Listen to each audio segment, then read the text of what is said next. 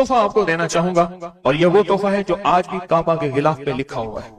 یہ وہ تحفہ ہے جو آج بھی کعبہ کے غلاف پہ لکھا ہوا ہے، لا الہ الا اللہ الملک الحق المبین۔ پڑھا کے چھوٹا سا واقعہ سنا دو، بس مختصر سا واقعہ ہے، اور یہ واقعہ سیدہ فاطمہ کی روایات سے ملتا ہے۔ سیدہ فاطمہ کے پاس سائلین آتے تھے، ضرورت مند آتے تھے، سخاوت کا گھرانہ، سخیوں کا گھرانہ ہے، ضرورت مند آتے تھے سخاوت کے گھر پہ۔ سیدہ فاطمہ کی بارگاہ میں جتنے لوگ آتے تھے جن کے رشتوں کے مسائل ہوتے تھے، رزق کے مسائل ہوتے تھے، اور گھریلو کوئی الجھنیں، کوئی ناکامیاں، کوئی پریشانیاں، حالات کی بندشیں، گھریلو مسائل، صرف گھریلو مسائل، وہ بیٹی کا رشتہ ہے، وہ اس کا بسنا نہیں ہے، وہ شوہر اور میاں بیوی کی ناچاکی ہے، سسرال کی طرف سے سختی ہے، کوئی تلخی ہے، کوئی مشکل ہے، کوئی مسائل ہیں، کوئی حالات کی تنگی ہے۔ یہ اگر اس قسم کے کوئی مسائل آتے بھی تھے، سختیاں اور تلخیاں آتی بھی تھی، جیسے ہمارے ہاں رشتے نہیں ہو رہے، ہوئے ہیں تو خدا نہ خواستہ طلاق ہونے ہیں، اور کتنے ایسے رشتے ہیں تیسرے دن طلاق ہو گئی، کروڑوں روپے لگائے، کسی نے اربوں روپے لگائے، ایسے بھی شادیاں ہوئیں، طلاق ہو گئی، گھر نہ بسے، گھریلو الجھنیں ہیں، ناکامیاں ہیں، پریشانیاں ہیں، گھریلو زندگی کی جتنی بھی مشکلات ہیں، رزق کی کمی ہے، صحت کی کمی ہے، ایک بیماری گھر سے جاتی ہے دوسری نہیں جاتی، ایک مشکل جاتی ہے دوسری پھر آ جاتی ہے، اور اس طرح کی تلخیاں، مسائل، مشکلات، بندشیں، ناکامیاں، حالات کی سختیاں، زندگی کی تلخیاں، گھریلو الجھنیں جسے لفظ کہتے ہیں۔ لفظ نے کیا کہہ رہا؟ گھریلو الجھنیں جس کو لفظ کہتے ہیں۔ یہ عمل گھریلو الجھنوں کے لیے سیدہ فاطمہ کا معمول تھا، جس روایت سے مجھے یہ روایت ملی ہے۔ گھریلو الجھنوں میں ان کی زندگی کے معمولات میں تھا۔ آپ بتاتی تھیں کہ یہ عمل پڑھیں۔ ایک درویش نے مجھے اس عمل کی خصوصی اجازت دی، خلافت بھی تھی، حضرت شیخ انظر شاہ کشمیری رحمت اللہ علیہ نے خلافت بھی تھی، اور ایک رسالے میں یہ مضمون کے ساتھ یہ عمل بھی چھپا ہے، یہ عمل چھپا ہے الحسن میں، اس دور میں مضمون بھی چھپا اور یہ عمل بھی چھپا تھا۔ انہوں نے جو اجازت دی تھی، فرمایا تھا جدا جدا کر کے پڑھنا طاقت بڑھ جائے گی۔ لا الہ الا اللہ الملک الحق المبین۔ انہوں نے فرمایا تھا، اللہ کے ولی تھے، انہوں نے فرمایا تھا کہ جدا جدا کر کے پڑھنا۔ گھریلو الجھنوں میں سیدہ فاطمہ، سیدہ کائنات، حسنین کریمین کی والدہ محترمہ، اور کائنات میں جتنی خواتین ہیں ان کی سردار، اور میں سیدہ فاطمہ کے بارے میں کہا کرتا ہوں یہ خاتون اول ہے پوری کائنات کی۔ کہتے ہیں خاتون اول ملک کے وزیر اعظم کی بیوی ہوتی ہے، سارے ہمارے لیے قابل احترام ہے، لیکن یہ خاتون اول ہے ساری کائنات۔ میرا تو یہ یقین بھی ہے، عقیدہ بھی ہے، اور ہے تو میرے خیال میں ٹھیک ہے، خاتون اول ہے سیدہ فاطمہ رضی اللہ تعالی عنہا۔ تو میں آپ کی خدمت میں عرض کروں، یہ وہ بتاتی تھی گھریلو الجھن، اس کے بڑے تجربے ہیں، لیکن اس کا وظیفہ نہیں پڑھنا۔ جو میں تجربہ بتا رہا ہوں، اب اس کو وظیفہ پڑھیں، سینکڑوں پڑھیں، ہزاروں پڑھیں، لاکھوں پڑھیں، کروڑوں پڑھیں، اس کا وظیفہ کریں، ضرور کریں اس کا وظیفہ۔ لا الہ الا اللہ کیا لکھو؟ الحق المبین۔ اس کو جدا جدا کر کے مجھے جس درویش نے اجازت دی تھی، اس کو پڑھنا نہیں ہے، اس کو تصور سے لکھنا ہے۔ یہ ذرا نقطہ یاد رکھیں، یہاں ذرا تھوڑی سی آپ کی توجہ چاہیے۔ پڑھیں گے تو لکھیں گے، لیکن پڑھنے سے مراد اس کی تسبیح، اور اس کی تسبیح ہیں، کتابوں میں روایات ہیں، وہ آپ کر سکتے ہیں، لیکن اس وقت جو میں آپ کو عمل بتا رہا ہوں، اس وقت جس عمل کی آپ کو اجازت دے رہا ہوں، وہ عمل ہے اس کو تصور میں لکھنے کا عمل۔ وہ عمل مجھ سے ذرا تھوڑی سی توجہ سے لے لیں۔ آپ جس زندگی کے گھر کے جس مسئلے کو حل کرنا چاہتے ہیں، اس کے اوپر تصور ہی میں اس کو لکھیں۔ چلو آپ ایسا کریں، آپ کی اولاد ہے، گھر ہے، اس کے اوپر لکھیں، ذرا تصور میں لکھیں، لا الہ الا اللہ الملک الحق المبین۔ اچھا، یہ تصور پہلے تھوڑا کمزور ہوگا، پھر ایک وقت آئے گا یہ تصور مضبوط سے مضبوط تر ہوتا جائے گا، یہ تصور مضبوط سے مضبوط تر ہوتا جائے گا۔ تھوڑی سی توجہ کی ضرورت ہے، آپ ذرا رک گئے ہیں میری بات کو۔ آپ کہیں گے ورد کراؤں گا، میں نہیں کراؤں گا، آپ کہیں گے تسبیح بتاؤں گا، میں نہیں بتاؤں گا، مجھے جو عمل جیسے ملا میں تو میں ویسے پہنچاؤں گا، مجھے جو امانت جیسے ملی میں ویسے پہنچاؤں گا، میں نہیں بتاؤں گا۔ آپ کہیں گے لکھ کے ہم آٹے میں گھوم دیں، میں کہوں گا نہیں۔ آپ کہیں گے لکھ کے بوتل میں پی لیں، میں کہوں گا نہیں۔ جو ملا ہے میں پھر وضاحت کروں، مختلف ہماری روحانیت عملیات کی کتابوں میں اس کی مختلف ترکیبیں لکھی ہیں، جو مجھے ترکیب ملی ہے میں وہ آپ کی خدمت میں عرض کروں گا، اور وہ اکسیر ہے اور تیر ہے، اور تیر بھی ایسا ہے کہ بے خطا تیر ہے، نشانہ ہے، زبردست نشان، کمال چیز۔ اس کو صرف 3 بار لکھنا ہے۔ اب لکھنے کی ترکیب میں بتاتا ہوں، آسان بالکل، آپ نے کھپ لیا، اب آسان بتاتا ہوں۔ یہ دیکھیں، آپ نے ایک کام کریں، صرف اس کو پہلے لکھا ہوا دیکھ کے اپنی آنکھوں میں سمو لیں، سمو کے اس کی آپ کے پاس آنکھوں میں بن جائے گی سٹیمپ، مہر، اسٹیمپ کو وہیں سٹیپ کریں۔ بہت کام ہی ختم ہو گیا۔ دیکھیں، قلم سے لکھنے میں بڑی دیر لگتی ہے، مہریں بنا بنا کے مہریں لگاتے جاؤ، مہریں لگاتے جاؤ، مشکل ہے کوئی؟ اس نقش کو پہلے اپنی آنکھوں میں سمائیں، دل میں سمائیں۔ بہت طاقتور نقش ہے، کعبہ کے غلاف پہ لکھا ہوا ہے اور اس کی بڑی طاقت ہے، الملک الحق المبین، اور پھر ادھر کلمہ ہے لا الہ الا اللہ الملک الحق المبین، لا الہ الا اللہ الملک الحق المبین۔ آنکھوں میں اس کو آنکھوں میں لے لیں، اس کا عکس لے لیں، آنکھوں میں اس کا عکس لے لیں۔ چلو یہ بتا دیں، جس بندے نے کسی بندے کو قتل کیا ہو اس کی آنکھوں میں کس کا عکس ہوتا ہے؟ قاتل کا عکس ہوتا ہے، اور وہیں سے قاتل کے عکس کو نکال کے اسی وقت دکھا دیتا ہے۔ جو قاتل جس نے کسی کو قتل کیا ہے جب وہ مرتا ہے اس کی آنکھوں میں اسی کا عکس ہوتا ہے۔ کسی نے سنا یہ واقعہ؟ آپ صرف اپنی آنکھوں میں عکس لے لیں ان لفظوں کا، کیا کریں؟ لکھ کے گاڑی میں لگا دیں، لکھ کے دفتر پہ لگا دیں، لکھ کے کچن پہ لگا دیں، لکھ کے سامنے لگا دیں، لکھ کے، اچھا یاد تو ویسے ہی ہو جائے گا، لیکن اس کو اپنی آنکھوں کے عکس میں لیں، اپنے دل کے اندر اتاریں، اور دل پہ اتار کے اس کو آنکھوں سے ظاہر کریں، اور جس کے وقت کو اچھا سمجھتے ہیں کہ جس کا وقت اچھا ہو جائے اسی پہ ایسے تصور میں اس کا عکس لگا دیں اس کی پیشانی پہ۔ کہیں آپ چاہتے ہیں کہ وقت نصیب ہو، اولاد کا مقدر ہو، نصیب ہو، رحمت ہو، عزت ہو، برکت ہو، بیوی، گھر، بہن، بیٹی، ماں، کوئی نعمت گھریلو زندگی میں، اچھا کہیں گڑبڑ ہو رہی، وہیں اس کا عکس لگا دیں، اور اس کا عکس لگا کے کہیں اے اللہ کا کلام میرے بس میں نہیں، تو اپنا کرشمہ دکھا۔ اے اللہ کا کلام میرے بس میں نہیں۔ کتنے بزرگ ایسے گزرے ہیں، کسی نے تعویذ مانگا اور لکھ کے دے دیا، اللہ میں جانتا نہیں، یہ مانتا نہیں، تیرا بندہ ہے تو اس کا کام کر دے، اللہ اس کا کام ہو گیا۔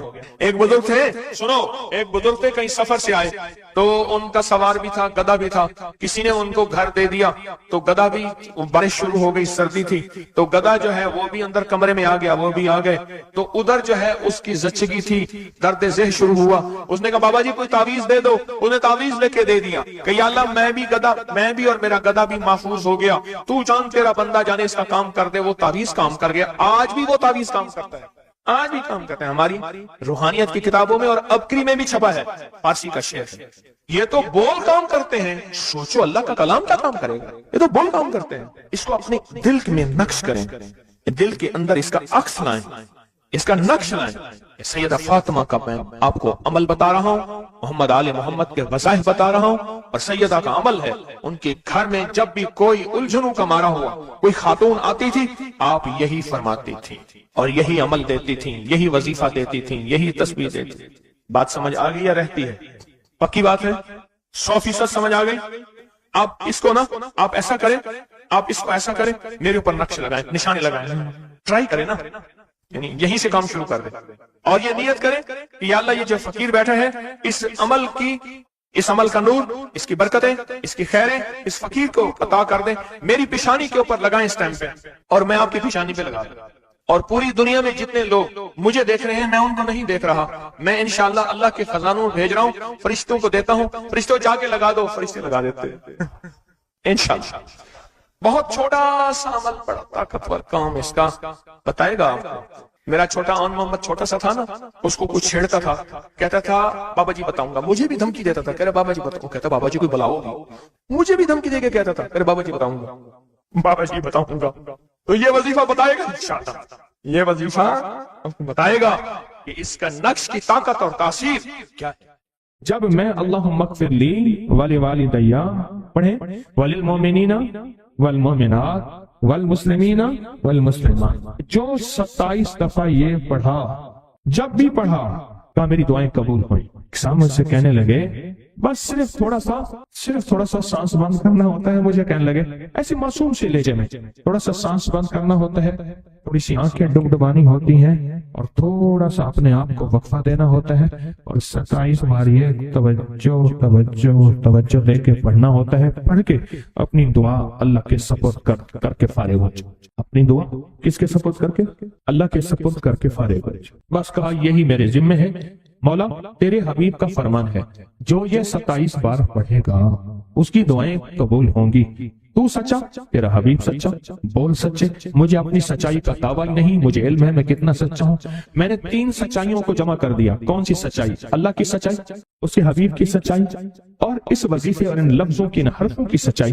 میں نے یہ سچائی ساری جمع کر دی ہے، بس اللہ باقی کام تیرا ہے۔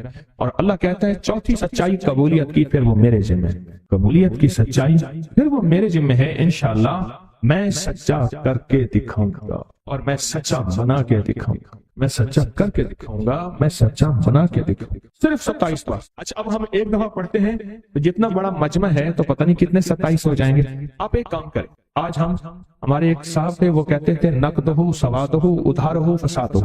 نقدہ سوادہ، سواد کہتے ہیں مسے کو، ذائقے کو، نقدہ سوادہ ادھارہ فسادہ۔ ہم آج نقد کرتے ہیں اتنا بڑا مجمع، ماشاءاللہ پوری دنیا کا مجمع، خواتین مردوں کا۔ ہم ایک دفعہ صرف پڑھتے ہیں، لیکن سب سے پہلے اللہ سے اپنی ایک ضرورت پیش کرتے ہیں کہ اللہ ہم سب کو کامل ہدایت دے دے، کامل ایمان، اخلاص، برکت، عافیت دے دے، اور کامل اخلاق دے دے، اور اللہ میری ضرورتوں کو غیب سے پورا کر۔ ٹھیک ہے، ضرورت میں ساری چاہتیں، ساری مشکلیں، ساری پریشانیاں، ساری ناکامیاں، ساری گردشیں، سارے حالات، ان سب کا نام میری ضرورتیں ہیں۔ ان سب کا نام کیا ہے؟ میری ضرورتیں ہیں۔ ان سب کا نام ہے میری ضرورتیں۔ اور ہم ڈوب کے پڑھتے ہیں سارے مل کے، ان میں کوئی طلب والا، کوئی تڑپ والا، کوئی پردیسی، کوئی مسافر، کوئی جذبے والا، کوئی رونے والا، کوئی خدمت والا، کوئی سخی، کوئی سجدوں والا، کوئی قیام والا، کوئی دعا والا، کوئی رکوع والا، کوئی ایسا جس کے روزے قبول، کوئی ایسا جو روزے دار، ابھی روزہ افطار کیا، شوال کے روزے چل رہے، کوئی ایسا جو اللہ سے مانگنے والا، کوئی ایسا جو توبہ کرنے والا، کوئی ایسا جس کی پیشانی میں پہلے دن سے سعادت لکھی ہے، وہ اکیلا بھی جنت میں نہیں جائے گا بلکہ ساتھ لے کے جائے گا، پتہ نہیں کس رنگ کا، کس خوشبو کا، اور کون سا پھول، کون سی پنکھڑی، کون سی کلی اور کون سی خوشبو یہاں بیٹھی ہے، وہ سارے کے سارے مل کے پڑھ رہے ہیں اللہم اغفر لی ولوالدی وللمؤمنین والمؤمنات والمسلمین والمسلمات، مبارک، بابرکت، سعادت، الاحیاء منہم والاموات۔ ایک روایت میں یہ بھی ہے۔ اب سوچیں کتنے لوگوں نے دعا مانگ لی، اور پتہ نہیں کس کے طفیل میری بھی قبول ہو گئی انشاءاللہ۔ جیسے میں نے کہا نا کہ سورۃ کوثر کا چلہ انشاءاللہ قبول ہو گیا۔ یہ جو وظیفے ہیں کسی درویش کی، یا کوئی درویش نے جس کو اجازت ہے اس کی اجازت صحیح ہو، ہر بندہ اجازت دینا نہ شروع کر دے، اجازت کے پیچھے نسبتیں چاہیے، ان نسبتوں کی طاقت چاہیے۔ وہ جو اجازت ملتی ہے، اس اجازت کے اندر جو تاثیر ہوتی ہے، اس میں جو کمال ہوتا ہے، اس میں جو اندر کی کیفیتیں ہوتی ہیں، اس اجازت سے نسلوں میں تونگری، دولت، رزق، عزت، صحت ایسے بارش کی طرح برستی ہے۔ میرے جو مرشد تھے حضرت خواجہ سید محمد عبداللہ حجویری رحمت اللہ علیہ، میرے مرشد جو تھے وہ حضرت داتا صاحب کی سچی آل میں سے تھے۔ مجھے جاتے جاتے انہوں نے اجازت دی 1991 ستمبر میں، اور مدینہ منورہ فرمایا میں جا رہا ہوں، بس اب بقی میں، اور بقی کے اندر جا کے سو گئے۔ اب بھی میں مرشد کے ہاں جاتا ہوں تو جنت البقیع کے قبرستان میں ان کی نسبتیں دیکھیں کتنی اونچی ہیں۔ پھر وہ نہیں، 26 بڑی ہستیوں نے مجھے خلافتیں، اجازتیں دیں، 26 سے بلکہ زیادہ اجازتیں اور خلافتیں دیں، اور ان کی توجہات ہیں، ان کی پیچھے دعائیں ہیں، اور پیچھے کامل کے ہاتھ ہیں۔ یہ روحانیت کی نسبتیں ہوتی ہیں، روحانیت کی نسبتیں ہوتی ہیں۔ ان نسبتوں کے ساتھ جیسے آپ تسبیح خانے میں ماشاءاللہ پوری دنیا میں لوگ یہاں آئے ہوئے ہیں، اور بڑے بڑے ہستیاں یہاں آئی ہوئی ہیں جو مٹی ہو کے چٹائیوں پہ پڑے ہیں، خواتین میں بھی، مردوں میں بھی، بڑے بڑے عہدوں والے، عزتوں والے، بڑے بڑے مقام والے یہاں اپنے مرشد خانے میں بے حیثیت ہو کے پڑے ہیں۔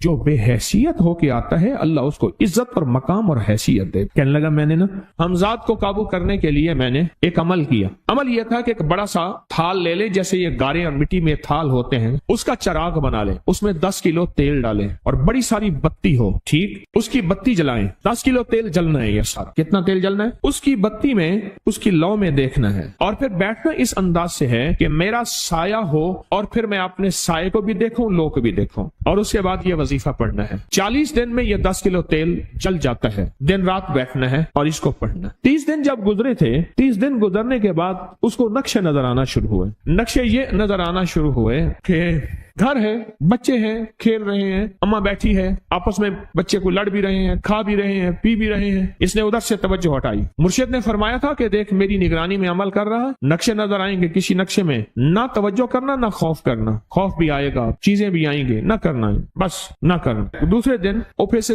نظر آیا، پھر بچے ہیں کسی باغ میں کھیل رہے ہیں، ایک بچہ پھر گم ہو جاتا ہے، ماں روتی ہے، اتنا روتی ہے اس کو رونا آ جاتا ہے۔ پھر خیال آیا مرشد نے فرمایا تھا کسی توجہ نہ کر، یہ کیا نقشہ شروع ہو گیا؟ اچھا پھر 2 دن کے بعد نقشہ آیا، بچے کھیلتے کھیلتے کھجور پہ چڑھ گئے، ایک بچہ جو اوپر سے گرا اس کے بازو ٹوٹ گئی، لات ٹوٹ گئی، اب پتہ چلا وہ تو مر گیا۔ اب اس کی میت پہ جو اماں نے بین ڈالے، جو ابے نے روئے اور گھر کی مائیاں روئیں، اصل اس کو وظیفے سے ہٹانا تھا اور اس کی نظر جو وہ وہاں سے نظر سے ہٹانا تھا۔ پھر اس کو مرشد کا خیال آیا کہ توجہ نہیں ہٹانی، دھیان نہیں ہٹانا۔ پھر خیال آیا جب مرشد کامل ہو فائدہ کبھی نہیں ہوگا جب تک یقین کامل نہ، اصل توجہ ہٹانی ہے۔ اور بہت زیادہ رونا اور اتنا رونا کہ سرکار کا خیال آیا، بچے کو لے جا رہے ہیں، اس کی میت پھر قبر کھود رہے ہیں، پھر اس کا یہ کر رہے ہیں، رونا اتنا کہ اس کے آنسوں، رونے کی کوئی کیفیت تھی مائیوں کی۔ 2 دن ابھی رہتے تھے 40 دن میں سے، تو پھر وہی گھر نظر آیا، بچے کھیل رہے ہیں، شوہر آیا، اس نے آ کے کہا مجھے روٹی دو۔ اس نے کہا گھر میں تو کچھ بھی نہیں ہے،